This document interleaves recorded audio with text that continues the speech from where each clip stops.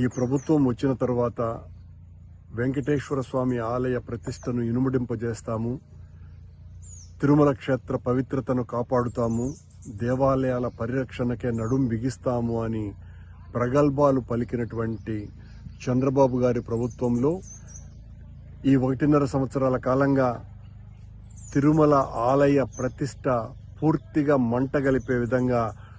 వాళ్ళ చర్యలన్నీ కూడా స్పష్టంగా కనిపిస్తున్నాయి. ఎంతసేపు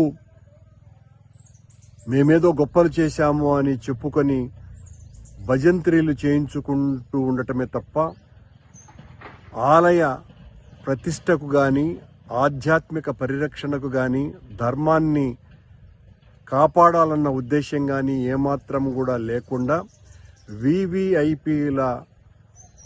సేవలో తరిస్తున్నటువంటి బిఆర్ నాయుడు గారి నేతృత్వంలో తిరుమల ఆలయం